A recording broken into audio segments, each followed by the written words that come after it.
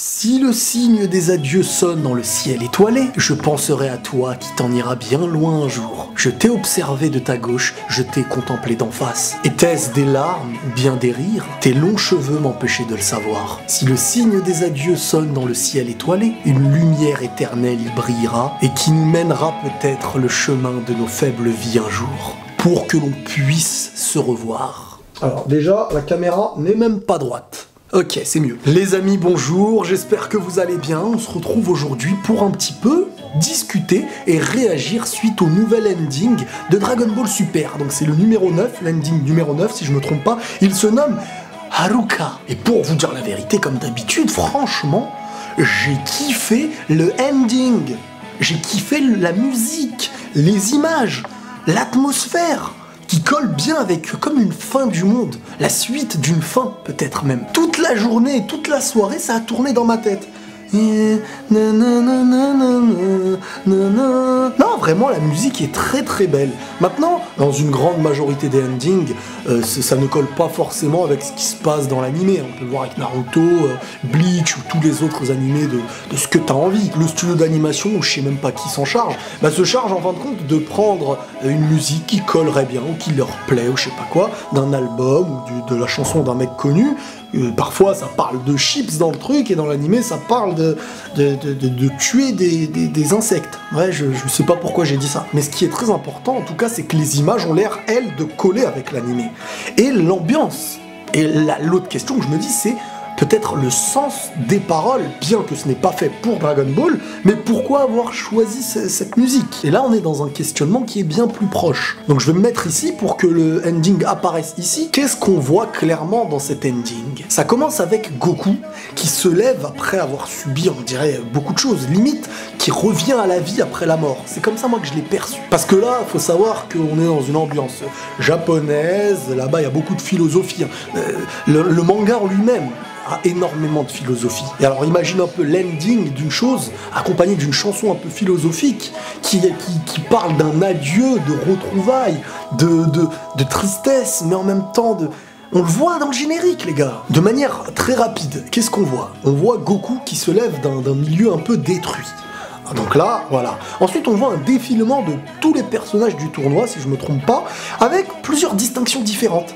On a certains qui se défilent de gauche à droite, et on a ensuite de bas en haut, avec ceux qui sont le plus haut possible de l'ending. C'est qui? C'est les troopers machin, là.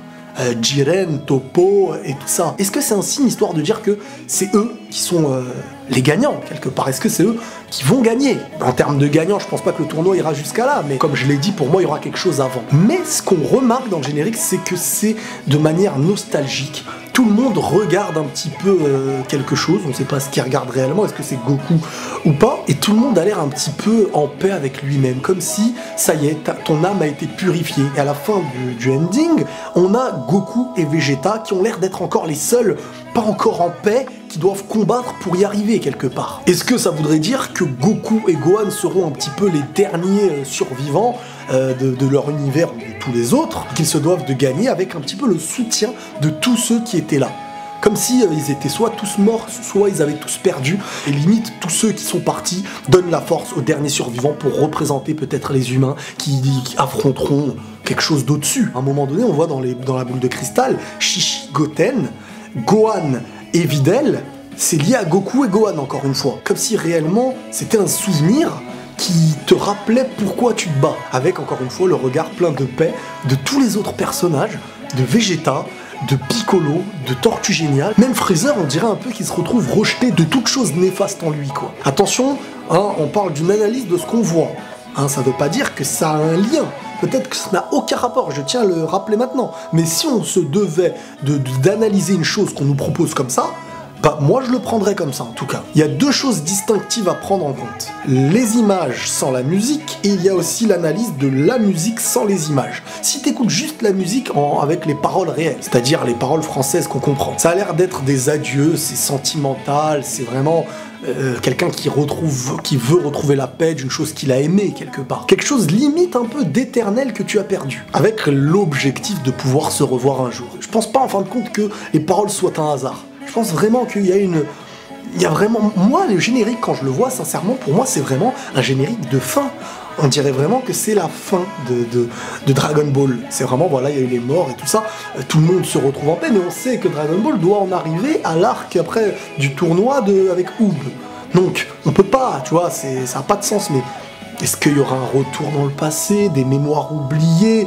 Je pensais à deux Zeno qui se battent et ça va tout détruire. Donc, tous les soi-disant anges, Whis et tout ça qui se prennent la main, vu qu'ils peuvent revoyager dans le passé de 5 minutes, s'ils accumulent tous ce pouvoir, est-ce que ça les fera voyager dans le temps très longtemps avant, en essayant de faire oublier aux univers les choses qui se sont passées, faire en sorte que les choses se déroulent mieux pour pas que les mauvais univers soient détruits, tu vois, on peut aller loin avec ces pensées-là. Quand on voit les choses, vraiment, on a l'air de voir un Goku qui renaît quelque part, ou qui survit quelque part, dans un lieu un peu détruit, clairement, et qu'on voit à la fin Gohan qui est là. Entre-temps, on a beaucoup d'autres personnages qui apparaissent, avec une très belle hauteur et une lumière autour d'eux, de Jiren, Toppo et les autres. On y voit en fond, à certains moments, aussi un genre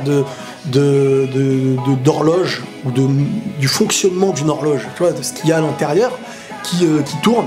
Est-ce qu'il y a quelque chose qui va être lié au temps? J'y pense aussi, je me dis peut-être que ça peut montrer un voyage dans le temps ou quelque chose comme ça, mais la finalité de tout ça, c'est une grande lumière au loin, comme si vraiment on passait dans l'au-delà. Ça peut être très philosophique, autant que ça ne peut avoir aucun sens, mais pourquoi pas l'analyser, vu que c'est nouveau et que c'est un bel ending, c'est le plus bel ending de Dragon Ball Super selon moi.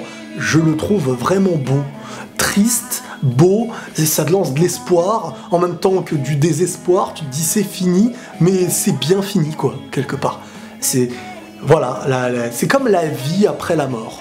Si t'as fait les choses bien dans ta vie, bah tu les retrouveras bien. Mais ça finit avec un Goku et un Gohan côte à côte qui ont l'air de tenir à ça et de faire en sorte, bah, à l'aide du soutien peut-être de tous ceux qui ne sont plus présents. C'est, voilà, un petit peu mon analyse du truc. Voilà, c'est tout.